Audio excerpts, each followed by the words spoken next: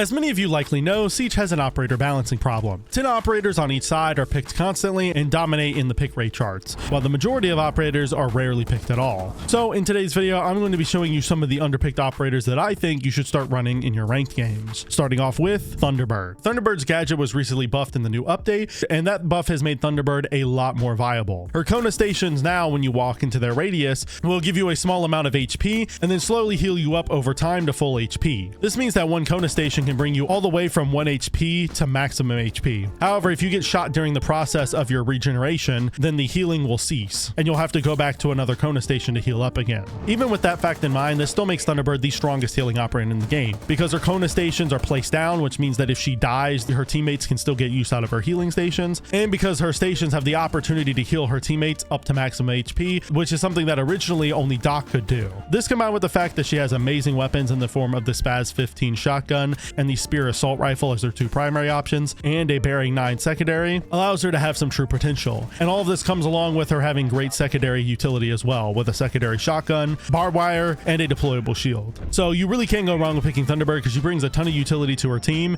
and she also has great weapons to back it up as well. The same thing can be said about Grim, who is our next operator. Grim's pick rate in ranked is really criminally low considering how strong he is. I would consider Grim to be a top 5 attacker in Rainbow Six Siege right now, and that's simply because of his B launcher. His B launcher can help you take map control by giving you live pings of enemies in the radius of his Bs, and you can also use that same functionality late round to get a plant down by shooting Bs into the bomb site, so that way the enemy team can't rotate without you knowing. And since the enemy team can't really do anything to counter his Bs other than hope that you shoot them into an ADS or a Y magnet, his Bs can be really oppressive to go against on the defense. But Grim's strength doesn't just stop there. He also has access to impact DMPs and secondary hard breach charges, which means that he can help his team get walls open if necessary, and he has access to great guns in the form of the 5.52 Commando with the Bailiff secondary shotgun. Overall, Grim is an exceptionally versatile operator on the attack that you can't really go wrong with picking in most rounds. Now, Ekko is an operator that is a little more niche than Grim, but I still think he's strong and worth looking at for potentially bringing in your rank games. This is because Ekko's drones can provide a lot of utility to your team if you play him right. If you set up his drones inside the bomb site, you can use his drones late in the round to deny the plant, which can single-handedly win you rounds if you successfully hide your drones properly. But you can also use his drones for other use cases as well. You can set them up around the map and rotate them to use as cameras so that way your teammates can watch them for you, and you can even drive them around the map throughout the round to help your roamers by calling out for them and droning ahead for them, so that way they can have the advantage of intel in every gunfight. Ekko also has a great loadout though as well. He has access to the deployable shield and impact grenades as his secondary gadget options,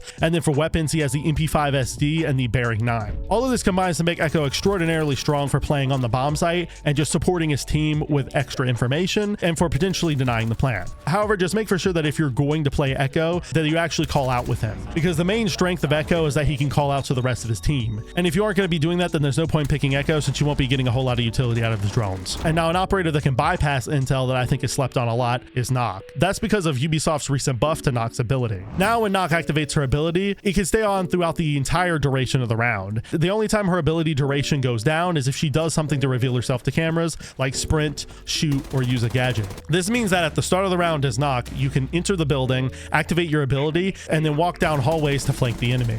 And the entire time you will be completely invisible to camera. This opens up opportunities for you to catch the defense off guard, and also allows you to pull off solo plays that wouldn't be possible otherwise. But when playing Nook, you need to keep in mind that you're extremely vulnerable to traps. If you step into a goo mine, one of Fenrir's F-Knots, or one of Ella's Grismont mines, the enemy is going to be immediately alerted to your location, and you're also going to be revealed on all cameras. So you need to be careful when picking Nock and make for sure that you drone out any trap operators that the enemy is bringing, so you can be aware of them ahead of time. Nock comes equipped with the FMG9 and nades, which allows her to take advantage of opportunities when they come up. The enemy team has a hole in their setup or isn't positioned properly. Nock can very easily take advantage of that by using her nades to take map control and by using her FMG9 to be effective in gunfights. Now our next operator is also someone that's very good at denying intel just on the defense, and that is Mazi. Mazi surprisingly still has quite a low pick rate considering what he brings to the table. Mazi has 4 of his pests now, which allows him to cover a much larger area, and it means that he can potentially have 4 drones in his control at one time. This is insane, and if you play him right, you can provide your team with more cameras than Valkyrie does. This can especially be strong when you set him up on a roam and then you shoot his pests in the areas around where he's roaming.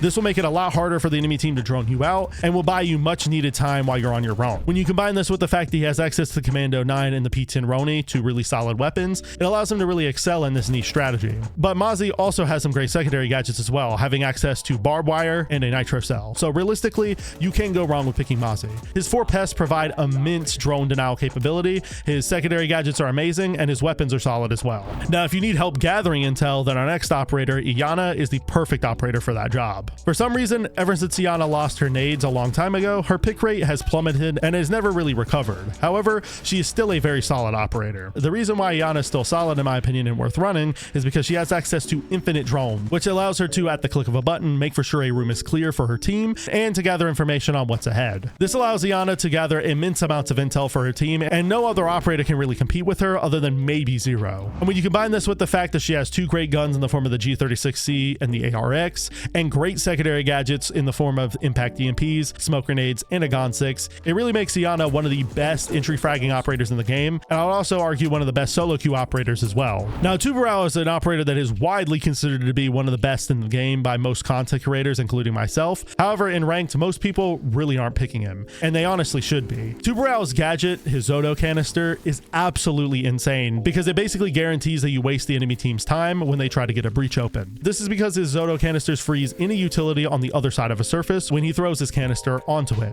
which means that he can throw his canisters on reinforced walls to freeze hard breach charges in the middle of their detonations. And since each Zodo canister wastes about 12 seconds, this allows Tuar to burn a total of 30 seconds off the clock, which is strong in and of itself. But when you combine that with the fact that he has the AR-15 DMR, an amazing hard-hitting DMR, especially for defense standards, and a nitro cell, it really opens up opportunities for you to make plays. Tuar may be all about ice, but Capal is all about fire, bringing his crossbow to Team Rainbow with fire bolts and smoke bolts. And he's on this list for that very reason. This crossbow allows him to be insanely versatile, and I don't know why people refuse to pick him. His fire bolts can be used to help you force defenders out of power positions so that you can take map control, and his smokes and fire bolts can both be used to help you get a plant down later in the round by cutting off defenders' ability to rotate and their lines of sight. But Capal's strength doesn't just stop with his crossbow. He has some of the best secondary gadgets in the game by having access to impact EMPs, secondary hard breach charges, and a Gon 6 to help him deal with bulletproof utility. And so you might be wondering, with all of this great utility, Capal must be balanced more towards a support role,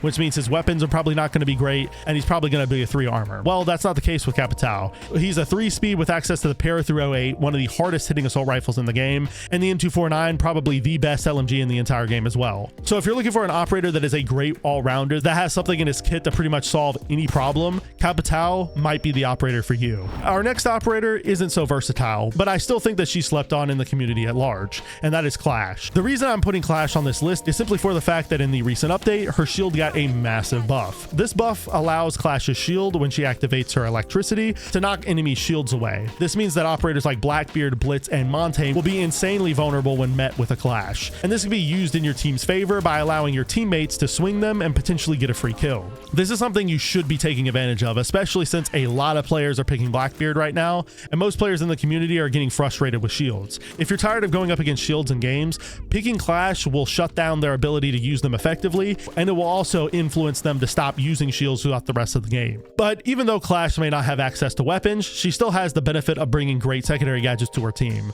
Those choices being barbed wire, a deployable shield, or impacts. Any of those 3 are strong, but I recommend bringing the barbed wire or the deployable shield because the deployable shield can give your teammates a position to play on to help you hold the position, and the barbed wire meshes really well with her ability since it slows the enemies down further, and your electricity can make it harder for them to reach the barbed wire and melee it. The only real downside to Clash is that since she doesn't have a gun, you have to have teammates that can play with you. So if you're in solo queue, she's not an operator that you can really justify bringing. But if you find yourself playing with friends at any point, Clash can be a really strong choice when going up against teams that like to bring a lot of shields, so don't sleep on her. Anyways, that about wraps up today's video. Let me know if you agree or disagree with any of the operators in this video in the comments down below. Also, if you think there's an operator that I missed, leave them in the comments as well. I'd love to hear your opinion. If you enjoyed today's video, I make such content just like this twice a week, so go subscribe to the channel and follow me on Twitter if you don't want to miss the next upload. If you want to watch another video just like this one, a video will be popping up on your screen right now that I'm sure you all enjoy. I'll see you next time, friends, and peace.